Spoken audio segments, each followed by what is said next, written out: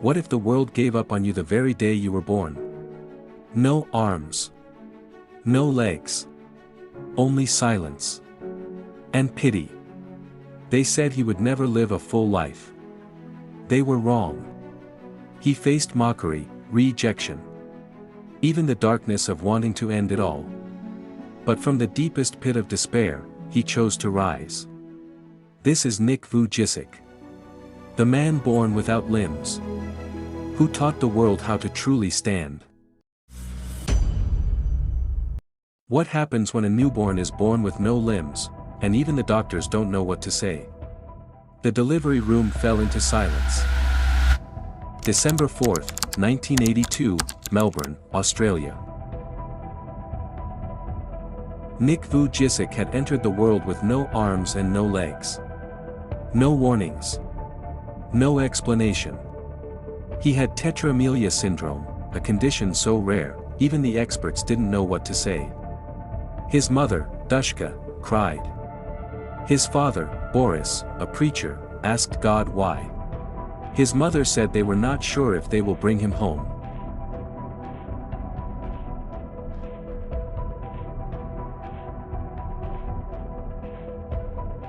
But somehow, they found the courage to bring him home. To love him anyway. Nick had no limbs, but one tiny foot with 2 toes. That little drumstick, as he called it, would change his life. You'd think this was the end of a story. But no. This is where it begins, and trust me. You won't believe what comes next. Nick's childhood was a war zone. Not outside, but inside. He was bullied for how he looked. Rejected for what he lacked. Kids called him names. Stared. Laughed. Even teachers didn't know how to include him. At home, his parents loved him deeply, but they couldn't protect him from the world. Nick had a younger brother, Aaron, and a sister, Michelle. They never saw him as disabled. But school. That was different. He learned to do the impossible, write, swim, brush his teeth, all with just that tiny foot. But none of it stopped the pain. By age 8, Nick was asking questions no child should ask. At just 10 years old, Nick sat alone in the bathtub. Staring at the water as it slowly swirled around him. The sound was deafening, not because it was loud, but because it was all he could hear, a lonely echo in a world that felt too cruel to keep living in. Every insult from classmates replayed in his mind. Every moment he saw other kids holding hands with their parents while he was stared at like a mistake. In that moment, Nick wasn't thinking about tomorrow. He was thinking about silence. About an end. But then. A thought stopped him. It wasn't a flash of hope, it wasn't some grand miracle. It was his mother's tears. He pictured her face, broken, lost, standing over his grave, asking herself why she couldn't save her little boy. That image was heavier than his pain. Nick didn't climb out of the water because he felt strong. He climbed out because love, even the smallest flicker of it, can be louder than despair. And that day, it kept him alive. He started asking different questions. Maybe. Just maybe. There was a reason he was still here. And what happened next? The world didn't see it coming, and neither did he. In 1999, at just 17, Nick Vujicic stood before his high school classmates, his heart pounding like a war drum. This wasn't just another school presentation, it was the first time he would let the world peek into his pain. The idea hadn't even been his. A school janitor, noticing Nick's resilience, once told him, "Your story could change someone's life." Nick laughed it off. What story? Who would care? But that day, as he began to speak, the room went silent. No whispers. No mockery. Just eyes locked on him. And hearts slowly opening. When the talk ended, a girl approached him, tears streaming down her face. "You changed my world," she said. That one sentence hit harder than any insult ever could. In that moment, Nick realized he wasn't just surviving, he was reaching people. Without arms. Without legs. Without ever lifting a hand. Soon, he began speaking at churches, schools, and anywhere that would have him. He spoke not with bitterness, but boldness. Not with arms, but with heart. And people listened, really listened. He wasn't asking for pity. He was offering power. Hope. Laughter. Truth. That single talk planted the seed of the purpose he would one day live for, a purpose that would take him far beyond the walls of that high school classroom.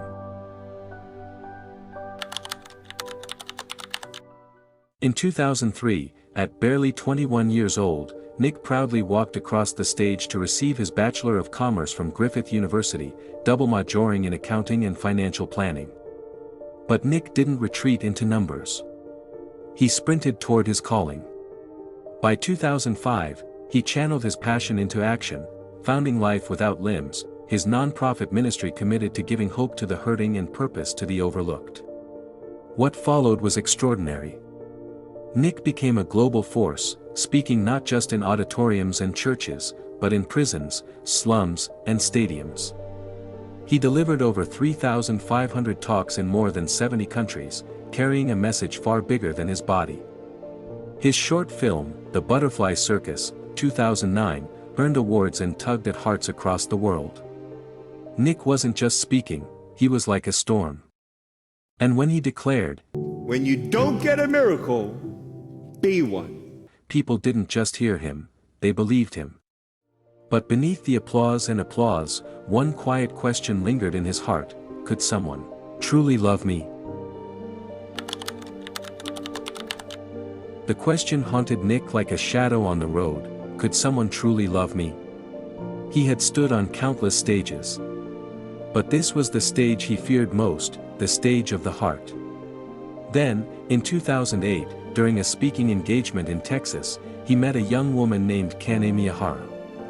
She was radiant, not because of beauty alone, but because she saw Nick for who he truly was.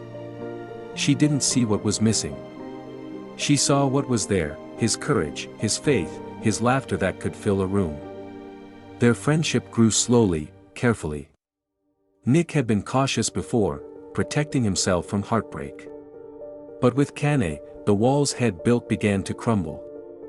By 2010, the friendship had become love.